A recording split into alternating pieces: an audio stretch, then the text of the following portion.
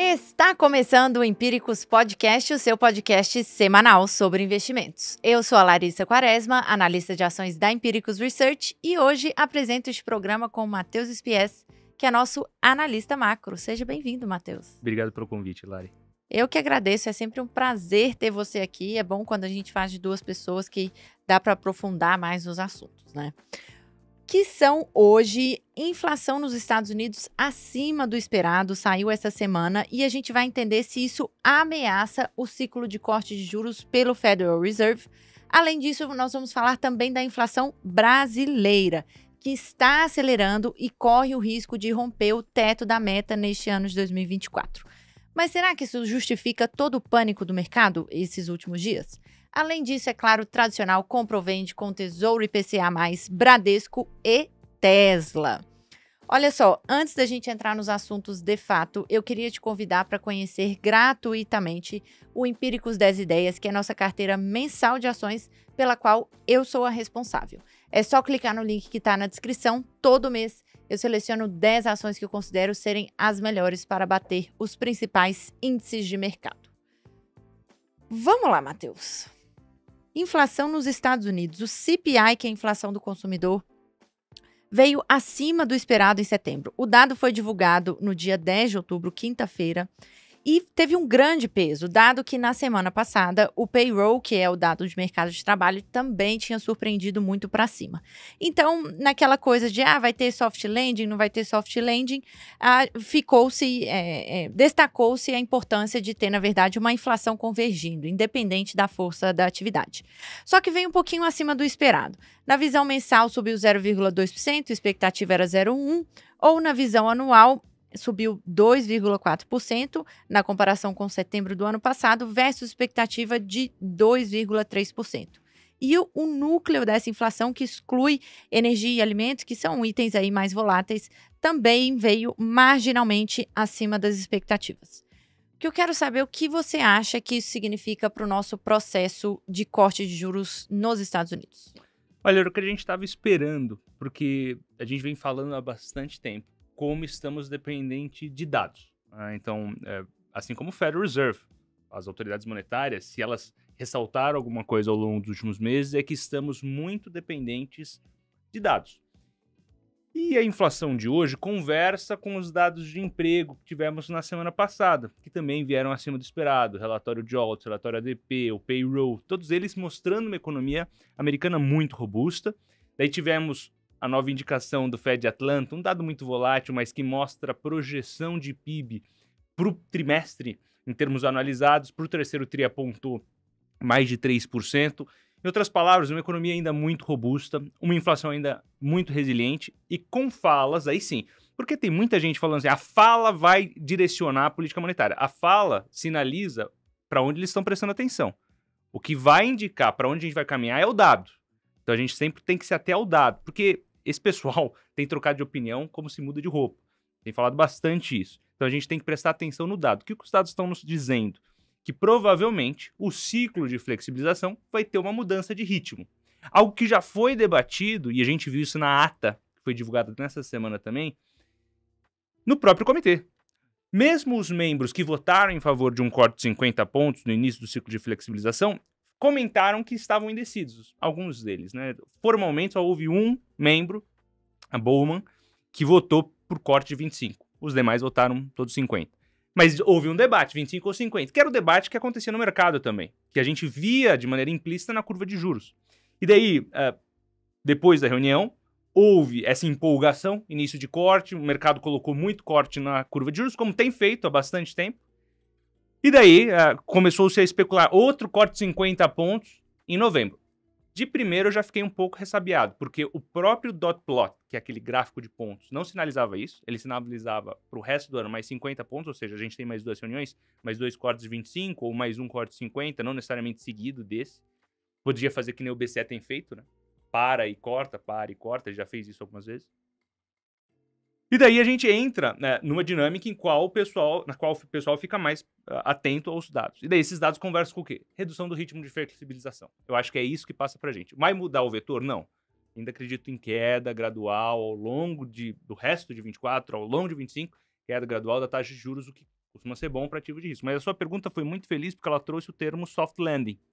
E me parece que esse tão aguardado e tão difícil de se alcançar soft landing é o que está se materializando.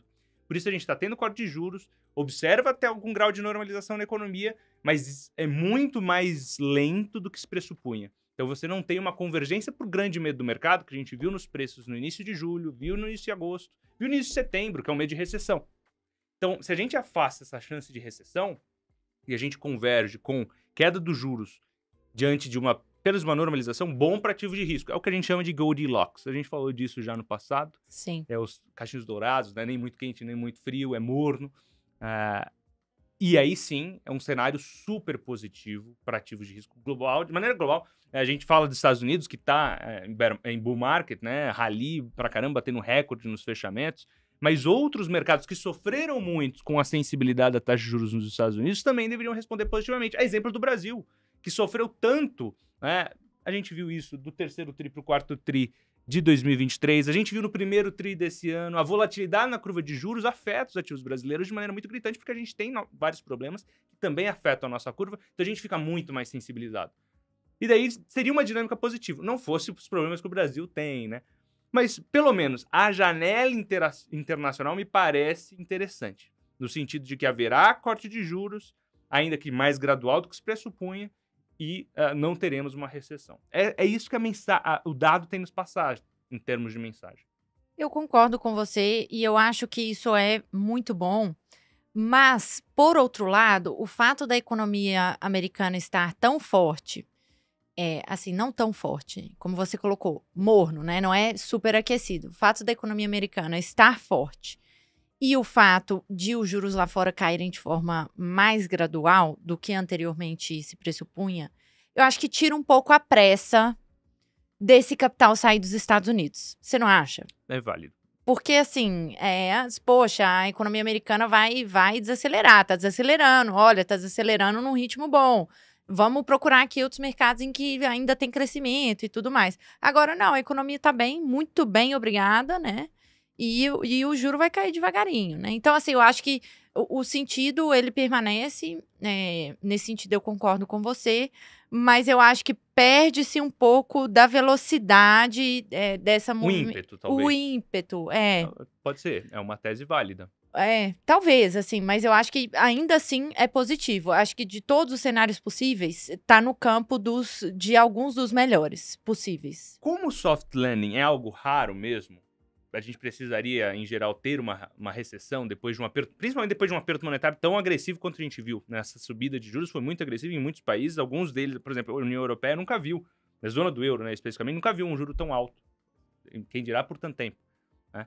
E normalmente a gente veria uma recessão. Tudo bem que na Europa a gente tem observado uma desaceleração muito mais robusta do que a gente vê nos Estados Unidos. Então, no exemplo, talvez não seja tão feliz. Mas mesmo assim, me parece que o mercado está pouco acostumado em precificar esse movimento de soft landing. Porque houve muito debate, sabe, aquele negócio que o pessoal fica comentando tanto sobre o momento, quando ele chega, não sabe o que faz. Me parece um pouco isso. Sim.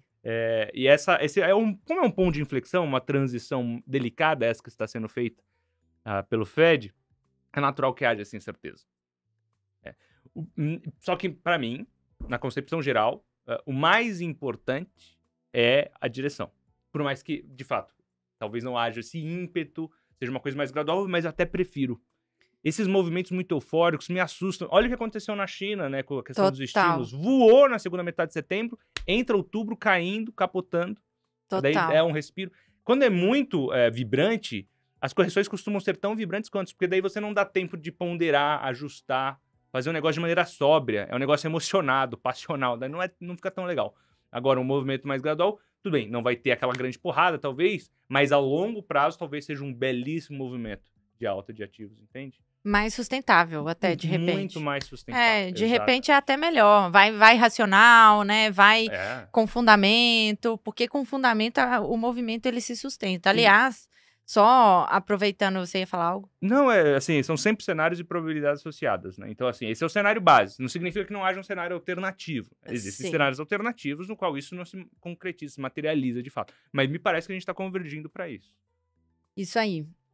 Aproveitando que você falou de China, cara, que decepção, hein? Foi esse pacote, entre Uhum. aspas, porque estava todo mundo esperando que viria depois desse feriado de Golden Week, que deixa os mercados chineses fechados por várias semanas e tal. E aí eles vieram com um pacote de 200 bilhões de yuans, não é isso? É, Que, na verdade, foi muito aquém do que, muito. do que os economistas, até chineses, consideravam que seria necessário para reverter essa desaceleração de Sim. anos, né, da China, que estaria na ordem de trilhões de yuans, né? Sim. Teve um debate quando começou. Sim, o mercado ficou esperando esses estímulos por tanto tempo. E por tanto tempo eles não vieram, que ninguém mais acreditava. E por isso os dados muito ruins de atividade chinesa que estavam vindo agora nesse segundo semestre começaram a frustrar mais do que o proporcional. Porque o pessoal fala, não vai ter estímulo. Daí chega setembro, eles dão de uma maneira típica, que com anúncio, etc., chamam a atenção para esse estímulo, principalmente do ponto de vista monetário. O mercado entra em euforia e começa a se formar novas expectativas por mais estímulos, do ponto de vista fiscal. Porque os problemas estruturais chineses não são poucos, em especial com o setor imobiliário, essa mudança da matriz econômica para outro foco, que não aquele que eles iam trabalhando durante décadas, problema demográfico, enfim, são vários problemas graves que eles precisam debelar e precisa de uma porrada de dinheiro, como você falou. Daí o pessoal, a gente falando de 1 trilhão de yuans, 2, seria o equivalente ali, 1 trilhão de yuans seria o equivalente a 140 bilhões de dólares. Veio 28 bilhões de dólares, né? 200, 2 pacotes de 100 Uhum. bilhões de yuan, né? Então foi muito frustrante. Você imagina, você espera 140 e vem 28 bi de dólares de estímulo, pô, é frustrante. E daí o mercado que estava muito eufórico realiza. Então você note, muita euforia às vezes tem um efeito rebote pior. E do pessoal que estava se posicionando, agora vai, putz, daí já frustra. Deu machucado é muito pior. Do ponto de vista psicológico é péssimo, né, pro investidor. E dele demora mais para voltar, tem um efeito... É tipo colocar o doce na boca da criança e tirar, É né? tipo isso, De- é tipo isso. Nossa, quando eu achei que ia comer um negócio gostosinho aqui. Bom, indo para o Brasil. A inflação está acelerando, ainda que num ritmo um pouquinho menor do que o esperado. O IPCA de setembro, a inflação ao consumidor amplo de setembro, que foi divulgado na quarta-feira, dia 9 de outubro, veio um pouquinho abaixo do esperado. 0,44% na visão mensal contra 0,46% esperado, ou na visão anual, aí que você vê que realmente a coisa tá bem perigosa, né? Veio em 4,42% contra expectativa de 4,44%. Então, assim, isso representa uma aceleração versus agosto, que estava com 4,2% na visão anual, e foi a taxa mais alta para o mês de setembro desde o ano de 2021. Né? Para quem quer saber de curiosidade, em setembro de 2021 a inflação foi de mais 1,16% na visão mensal. O que eu queria saber é assim, tem se tornado cada vez mais consensual que provavelmente o Brasil vai estourar o teto de inflação em 2024. Né? O teto de inflação é 4,5%. E que, por isso, tem muito economista falando que a nossa Selic pode subir até 3 pontos percentuais no final desse ciclo de alta, né? Indo para 13,5%. Qual é a sua opinião sobre isso? Não é trivial, tá muito difícil a inflação. O juro, a Selic tá subindo sequer por isso, tá tentando endereçar outros problemas e agora tá vendo outro problema que é da inflação. Tem a desancoragem das expectativas, que se relaciona com o problema estrutural brasileiro principal, que é o fiscal. O Brasil começou a se perder novamente a credibilidade de maneira muito agressiva. E você tem agora essa inflação acelerando, né? Aqui por motivos específicos de energia e de alimentos. Tem fatores climáticos que estão afetando isso, deveria ser um pouco debelado até o final do ano, mas outubro vai piorar, porque agora a gente vai pegar em cheio a bandeira vermelha 2. Então vai piorar de novo. Então é uma janela para fechar o ano difícil e daí flerta com esse estouro do teto da meta de inflação, que é 4,5%. Lembrando que a meta é 3%, né? Então a gente está muito distante dessa meta. O Banco Central tem que trabalhar para atingir a meta, não o teto da meta. Daí o pessoal fala, não, mas está dentro da banda de aceitação. A meta é 3%. Ponto. Agora, de fato, a gente tem uma dinâmica aqui na qual cada vez mais se converge a expectativa de que, tem que subir Selic, muito. Então, aquela expectativa de antes, né? Não, vai subir para 11,5, vai subir para 12, começou a ficar para trás. Então, hoje, talvez não tão agressivo, porque até lá tem muita coisa que vai acontecer. A gente pode ver sinais de descompressão de inflação, por exemplo, a bandeira energética, com chuva voltando até o final do ano, a gente pode voltar para amarela até o final do ano. Já melhora entre novembro e dezembro, provavelmente. Vamos ver. Isso é uma chance, é um cenário. Já tira uma descompressão. Novembro tem a apresentação do novo relatório bimestral de receitas e despesas, que foi o que frustrou muito o mercado em setembro. Para desancoragem das expectativas é muito importante. A gente viu isso no relatório trimestral de inflação, está muito ruim a perspectiva para a inflação depois. A gente tem que voltar para esse negócio para 3%. Então, se já apresenta algum cortezinho de gasto, por menor que seja, anima o mercado na margem. Então, facilita a vida também para o BC. Vai subir juros? Vai subir juros. Hoje já não tem mais como fugir. Antes, né, houve um momento ali em que, caso a comunicação tivesse sido acertada e houvesse corte de gasto, talvez a situação seria muito diferente. Mas como as coisas foram feitas, da maneira que a comunicação foi apresentada e como não houve o corte de gasto esperado, então aqui não tem mais jeito. A gente vai ter que solucionar pelo juro, vai ter que subir. E lembrando, pode subir juros que quiser, né? Se não, energia e alimento, que foi o que está impactando essa inflação aqui, não vai ser debelado porque vai subir juros. Né? Esses itens, eles não são sensíveis a juros, né? Exatamente. Não vai ter um efeito no preço. Até porque a política monetária demora para maturar. Então, você vai subir para 13% da Selic, você vai machucar resultado corporativo, você vai machucar esse crescimento que está vindo 3%. E daí você não vai solucionar o problema raiz do ponto de vista da desancoragem das expectativas, que é o fiscal. Uhum. É uma situação muito difícil. Por isso que a gente tem visto uma deterioração grande dos ativos de risco brasileiros, se traduz nesse estouro dos juros em diferentes vértices da curva de juros. E daí, assim, hoje, né, até antes, houve um tempo que eu falava assim, tem como trabalhar melhor essa comunicação para não precisar ter um aperto monetário tão agressivo. Hoje não resta alternativa para o BC. A gente teve a aprovação do Galípolo. Isso foi um não evento, na verdade, porque já estava muito bem precificado e ele foi super vaselina na sabatina. A sabatina já é normalmente super vaselina, muito bom. Já é coreografado. Ele ainda mais, porque ele é um agente ali muito habilidoso e articulado politicamente. Então, trabalha com uma expectativa que ele convija a expectativa e enderece o arcabouço técnico do Banco Central. Ou seja, não vai fugir do script. Essa é a base. Se ele fugir minimamente, toda a fala do Galípolo, se ele respirar na hora errada, o mercado vai comentar. Então ele vai ser um banqueiro central com muita dificuldade, em especial no seu primeiro ano, porque ele vai ter a tarefa de fechar esse ciclo de aperto monetário que a gente está vendo iniciar agora. E, dependendo das condições, saber quando ele vai ter que começar a cortar de novo.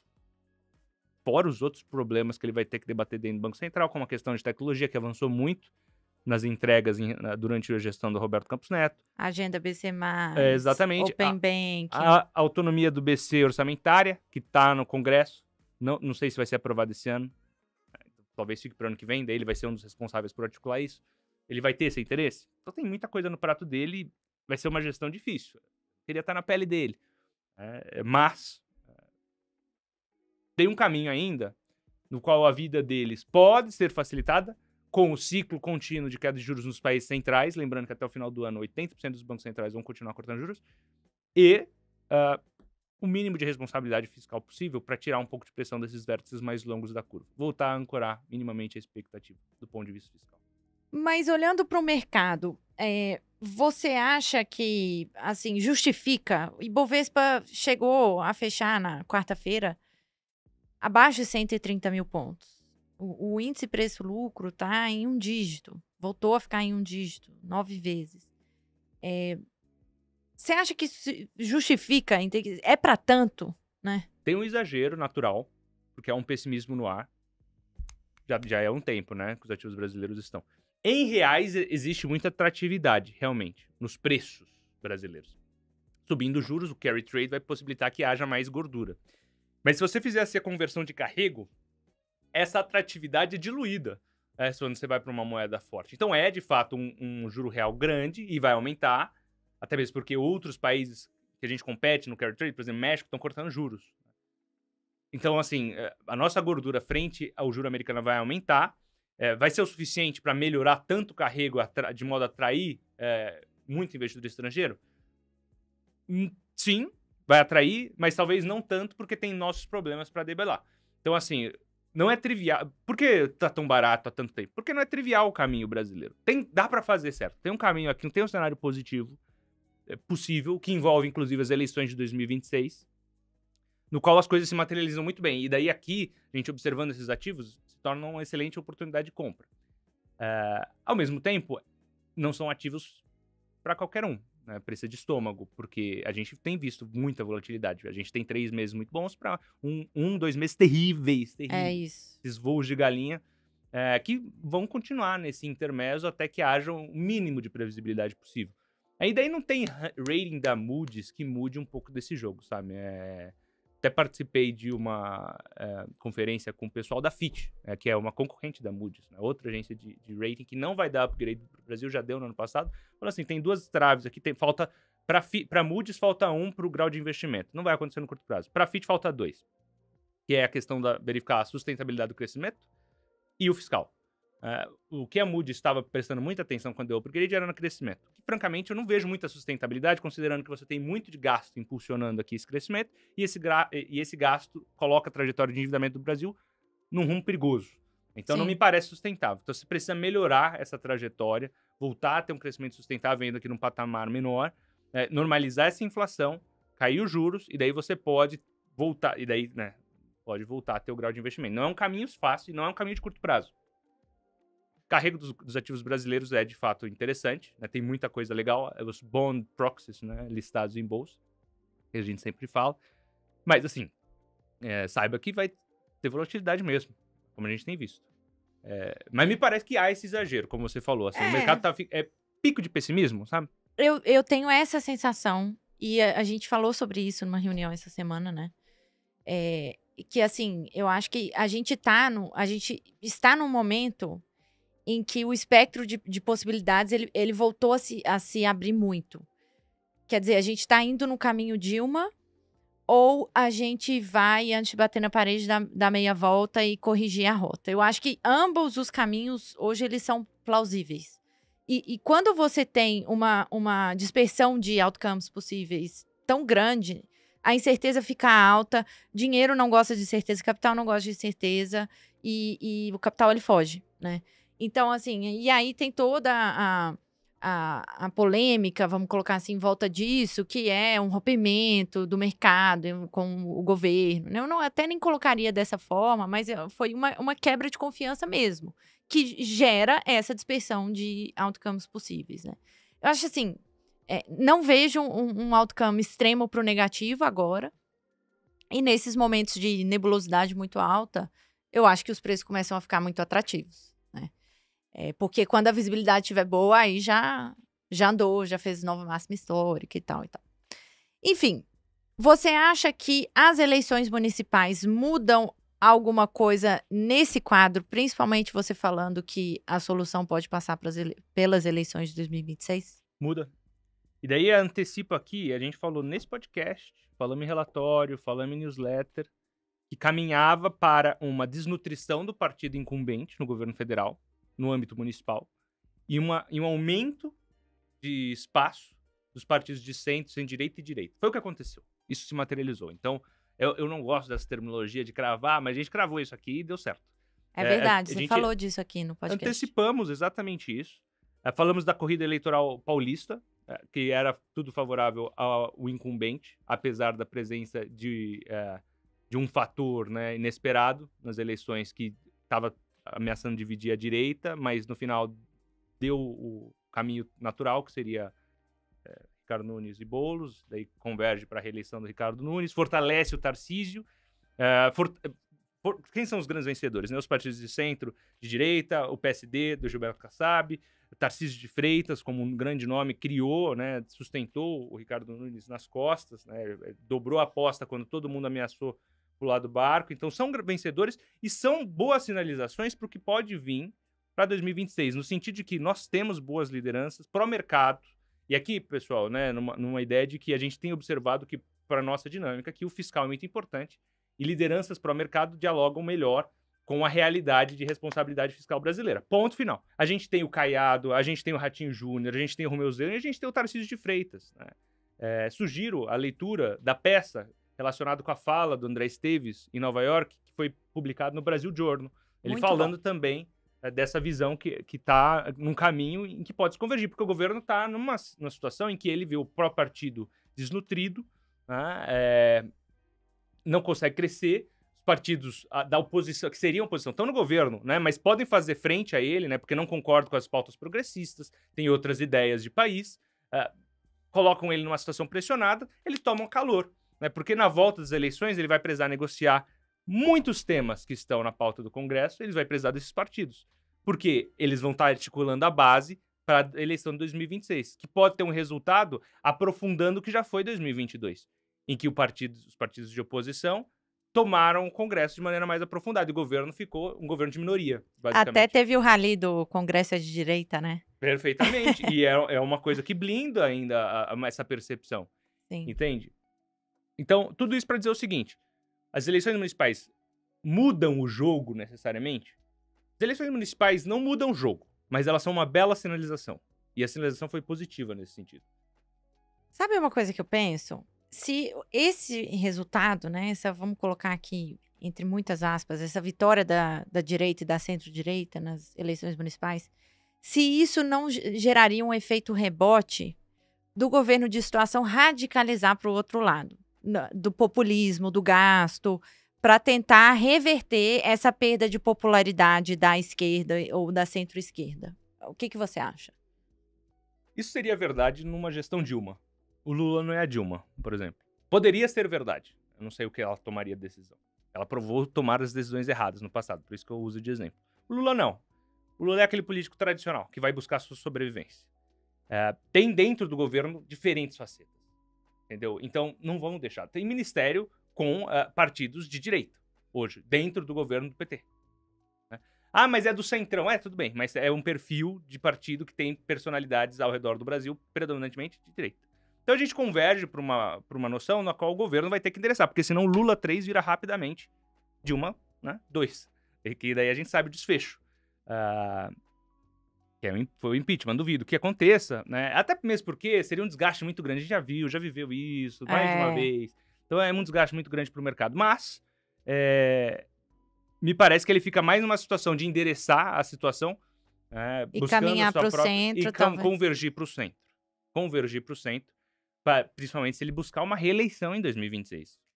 O Lula vai querer uma reeleição? Hoje ele pode querer, mas ele já vai ter uma idade mais avançada. A gente viu o que aconteceu com o Joe Biden recentemente. Né? Muita gente que está acompanhando de pertinho, a gente está acompanhando aqui, mas quem está lá no meio das eleições americanas, fala pra gente, a gente conversa direto com o pessoal, olha, do jeito que está caminhando, a Câmara vai convergir para o centro, se ela ganhar. Se ela ganhar, ela converge para o centro totalmente, porque ela vai buscar a sua própria reeleição. Um governo que vai buscar a sua reeleição, num ambiente como esse, vai convergir para o centro, ele não vai conseguir ser de esquerda. E quando eu digo ser de esquerda, é não conversar tanto com a realidade pró-mercado, de desregulamentar, tornar as regras mais transparentes, uma institucionalidade boa, positiva, em que você tenha um ambiente de negócios promissor, em que você dê previsibilidade para o mercado, em que você coloque as regras na mesa de maneira clara e igual para todos. Uma dinâmica positiva, aos modos daquele rally que a gente teve de 16 a 19, antes da pandemia, que foi uma mudança do pêndulo político. Né? Lembrando que a gente vem desde 2016 com eleições municipais, em que o pêndulo político mostra uma personalidade do eleitor brasileiro que converge mais com essas ideias, de centro e de direita. E daí o mercado acaba gostando disso, porque dialoga melhor, não necessariamente sempre, tá? Porque tem ideias populistas não tão boas para o mercado também nos espectros mais extremistas do outro lado, mas dialogaria melhor, então o mercado reage melhor. Então, desde 2016, a gente vem observando essa desnutrição constante, porque e do outro lado, né, a gente consegue observar que existe uma formação de lideranças positivas que poderiam ser competitivas em 2026. Quer dizer, nessa tendência, 2022 teria sido mais uma exceção do que no sentido de se eleger um governo de esquerda, né? Teria sido mais uma exceção a essa tendência do eleitorado. Foi o antibolsonarismo. Tem duas coisas. Tinha um antibolsonarismo e tem uma coisa que se verifica no mundo, que é o sentimento anti-incumbente. E diante de uma população polarizada, quando alguém chega no poder, ela já tem 50% da população contra ele. Não é nem que tá, não, vamos dar o benefício da dúvida. Não, é contra, não gosto. 50%. Sim. E isso gera, né? Por isso que estão falando da morte do centro político ao redor do mundo, né? Diminuiu essa moderação, que foi muito clássica ali nos anos 90, início dos anos 2000, que foi um período de muita prosperidade econômica, mas que agora ganhou espaço outras facetas políticas. E na minha concepção, assim, essa a grande mensagem. O Lula, não sei se sacou isso, talvez comece a sacar agora, espero. Não foi ele que ganhou a eleição, né? Ele tem uma coisa muito personificada nele, mas foi um sentimento de rejeição. Né? Num Sim. segundo turno, lembrando aqui, é super importante, né? Num segundo turno, é sempre importante o candidato ter menos rejeição. Quem tem menos rejeição no segundo turno, principalmente num universo polarizado, ganha. É por isso que aqui em São Paulo, a gente conversou sobre a Sabesp, a chance eventual de uma mentalidade antes de privatização da Sabesp ganhar, passava pela rejeição do candidato que se opusesse a ele, né, que seria, por exemplo, Qual era o grande sonho do Boulos? Né? Que o Marçal fosse para o segundo turno, porque daí ele poderia trabalhar a rejeição do cara. Como ele não conseguiu isso, então ele vai ter que ficar em segundo lugar mesmo, entendeu? E daí a privatização da Sabesp não é mais ameaçada. Tudo isso para dizer o seguinte, me parece inevitável que as eleições acabem tendo um efeito positivo na condução dessas políticas fiscais que desancoram as expectativas e forçam uma política monetária mais contracionista ou apertada, né, por parte do BC. Essa é a minha interpretação. Boa. E tem que ter paciência, né? Sim, sem dúvida. Bora pro compra ou vende? Bora. Assumindo que você não tem carteira, compra ou vende Tesouro IPCA+. Olha, eu compro nesse patamar de taxa, principalmente. A gente já comprou esse patamar de taxa tantas vezes, né? E ele sempre vai. Normalmente é um patamar de reversão, né? Porque existe aqui uma reversão à média. Ele tem batido nesse 6, 6,5, como está feito agora. Ele passou a 6,7, inclusive, juro real, nos vértices mais longos, inclusive. Ruim, claro. Bate nos ativos de risco. Para quem tem já o ativo na marcação a mercado, fica ruim. Mas me parece uma taxa atrativa, né? Tem até instrumentos até melhores, né? A gente já até falou no Palavra do Estrategista sobre ele, o PAC-B11, é um ETF que compra justamente esses títulos mais longos, de maneira mais eficiente, com custo. Então tem alternativas, veículos que podem ser muito interessantes para ter exposição a esta classe, caso você não tenha, né? É uma bela taxa. Concordo muitíssimo com você. Assim, perder dinheiro comprando IPCA mais 6,5%, 6,7% ao ano é muito difícil. É muito difícil. Aliás, né, quando a taxa está nesses patamares, a taxa de longo prazo real, geralmente é um bom momento para se comprar ativos de risco também, né? É um bom momento para se comprar a bolsa também, porque quando essa taxa abre, ela bate ali no custo de capital de ativo de risco e a reprecificação ela é quase que imediata, assim. Lembrando que precisa convergir porque o país não para de pé por muito tempo com essa taxa tão alta. Há quem diga que nem com 5,5 consiga parar de pé a longo prazo, 5, mas 6,5 não para. Então é um fenômeno que tem que ser no curto prazo. Então, resolvido, porque senão complica muito essa trajetória de endividamento brasileiro, né? Porque daí o serviço da dívida fica mais pesado, você piora o seu déficit nominal. Aí entra naquele compound infinito de dívida pública. Exatamente, é um ciclo vicioso, né? Perverso. Concordo contigo. Assumindo que você não tem carteira, compra ou vende Bradesco?